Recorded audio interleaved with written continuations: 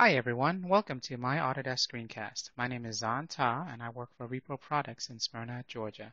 I'm an Autodesk certified instructor and hold many certifications in multiple Autodesk products for the AEC industry.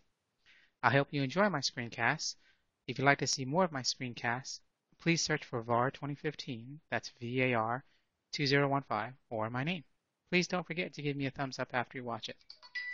In today's screencast, we'll be taking a look at AutoCAD 2016 and some basic modifying tools such as move, copy, stretch, rotate, mirror, so on and so forth. I'm here in AutoCAD 2016. I've got some objects that I'm working with. First command is move.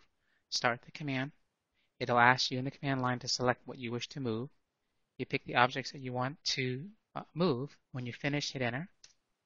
It'll then ask you from the base point, so from where to where. So maybe I want to move from the quadrant of this, so I left clicked it once, and I can move it wherever I want. I can also use snaps and pick some other object, and just also can use the green reference lines as well. You can also just type in a value like 2 and hit enter, and it will move the object 2 units in that direction. To do the copy is the same thing, but the difference instead of moving is you're making a copy of the object. So I start the command, pick the object, hit enter, pick where I want to copy from, and pick where I want to copy to. It stays in the copy command because it assumes you want to copy more. When you finish, just hit enter or the spacebar. Stretch command, start the command, pick the object you wish to stretch. Now when you're doing this selection, if you do a window crossing like this, the vertical line that you see will be moved because the entire object is inside the selection box. The other two horizontal lines, only the ends of those lines, the grips of those lines will move, and those horizontal lines will stretch.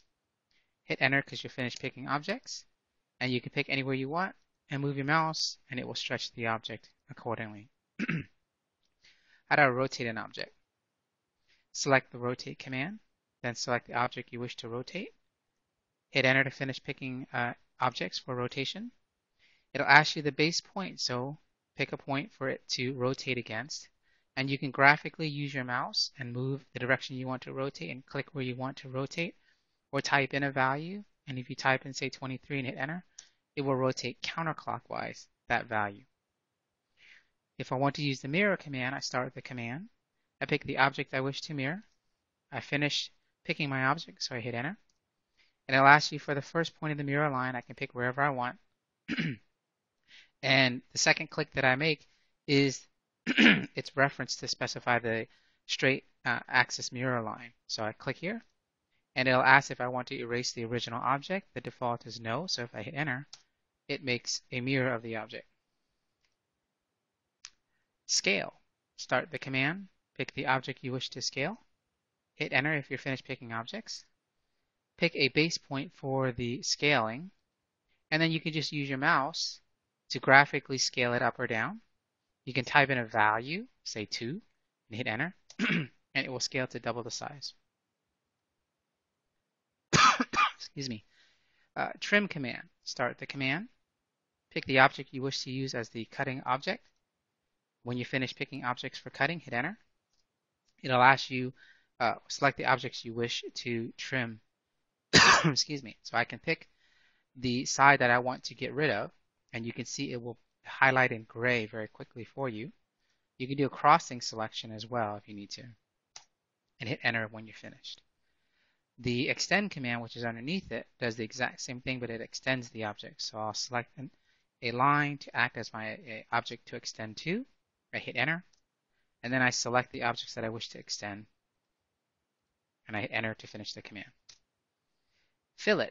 Fillet is when you want to take an object and bring two objects together to make a point or a radius point. So for example, I start the fillet command, I pick the two objects that I want, and it takes it to a nice clean sharp corner. If I do the fillet command, I can also do radius down here in the command line, put in a value, say 3, and pick the two objects, and you'll see that the radius will be created. It remembers these values, so don't forget to change it back.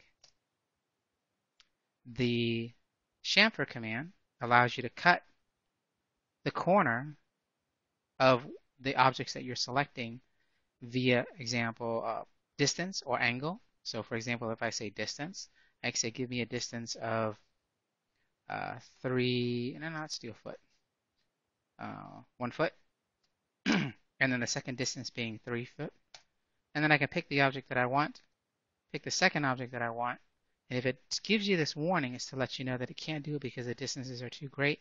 So let me take this and scale it up for you. And now try again. So I do the chamfer command. It still remembers the distance, so I'll just pick the objects that I want to work with. And now you can see it chamfers accordingly. The array command. The array command is when you want to take a whole bunch of objects and copy them in a repetitive manner. You have the rectangular, path, and polar.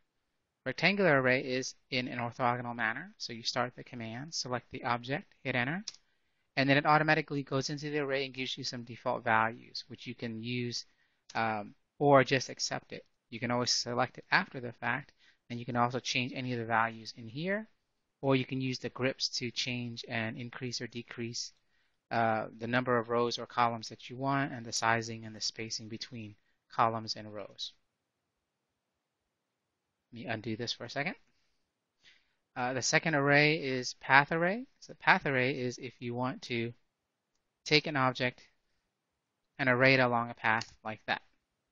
So I hit the array command, path array, select the object I wish, hit enter, select the path curve here.